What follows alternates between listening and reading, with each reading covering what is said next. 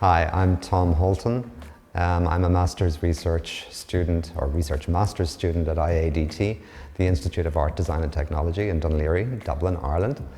And I am focusing on emerging technology, in other words AI, 360, 3D and virtual reality, extended reality, immersive storytelling for my thesis. So as part of that, I am looking at how immersive storytelling needs to change in order to work well with the new generation of technology, and also how that technology can assist us in creating immersive storylines for film, broadcast, and for curation, for creative curation from archived material. Well, my pilot project, I have two case studies. One is actually one that I've come across and become involved in due to FilmEU and the Doctors program when I came to do the virtual reality seminars in March. I met with the team that was doing the Congo VR project, and we were sparked by each other's work and what we're doing. So we got together to look at what was already done in terms of the archival and documentary research for Congo VR, plus the VR work that had been done up to that point. And we brainstormed together to work out what the immersive storyline should be for this particular project. So I found this an extremely interesting and have gotten very much more involved with it over time. So that's become now part, in a sense I have pivoted slightly in my research, because my research was very heavily oriented towards AI and the archives, and now it's much more focused on actual immersive storytelling for the new cinematic technology environments. Very important. It actually changed the focus of my research. It made me realize that what I was already incorporating was that was one side of my research, but it was not the main focus. Now it's become the main focus, because I've realized that that is actually something that I'm particularly passionate about myself, as well as the fact that it's an area that's really early in its development. And the world's, one of the things about film is that film has always, from its birth, been the child of technology and has always been art and technology together, intertwined. We now have a situation where film is entering a new phase of technology. From, we went through the talkies, we went through the color, CGI, various, how can I say, it's developed immensely over the last century. And now we're moving into a new technological environment, which is the surround experience of being actually immersed in the movie. And I think it's a paradigm shift, because what's happened with this is that we're no longer observers of a movie. When we watch a movie in 2D, we're observers. We can get emotionally involved, but we're still observers. We're not actually actors in the movie. When we're in 3D, we're actors in the movie. And so the whole paradigm has shifted. Now, how do we tell stories, and how do we make stories work for people who are actors, as opposed to people who are just simply passive observers?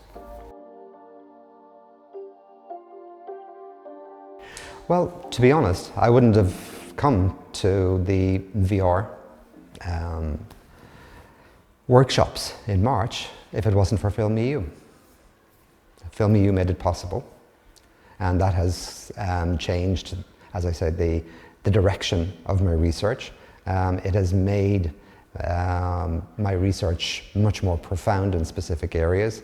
I'm now working with a cultural heritage immersive story in a very, how can I put it, factual and involved, realistic, immersive way.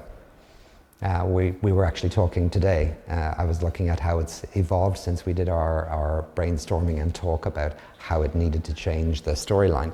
And so we're now going to, in this session, have some further meetings where we'll brainstorm again and work on further future aspects.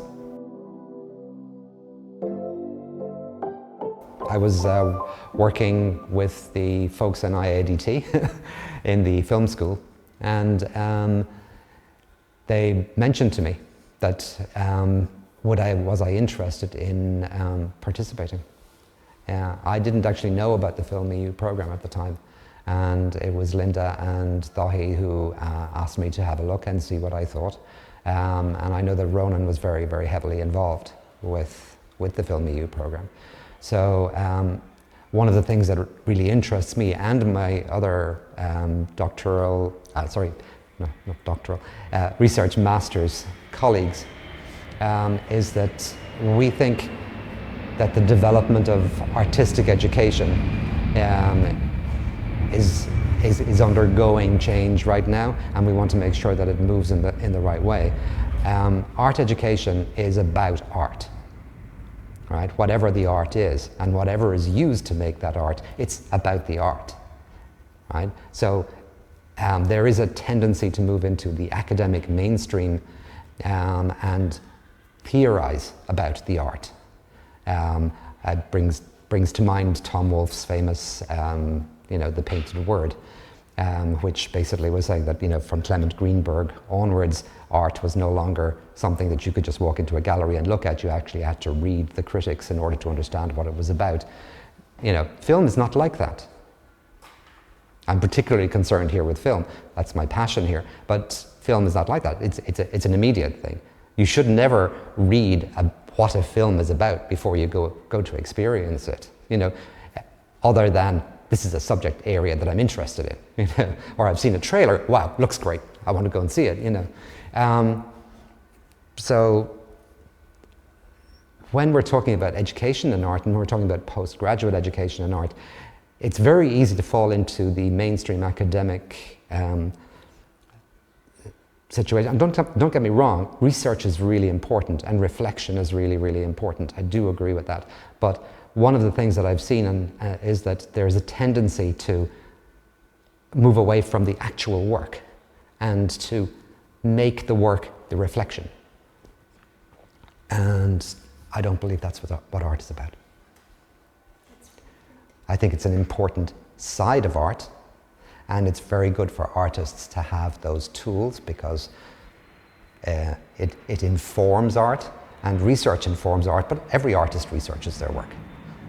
But it's good to know, to have the training, I would say, to know how to express what you've done in terms of research behind your art.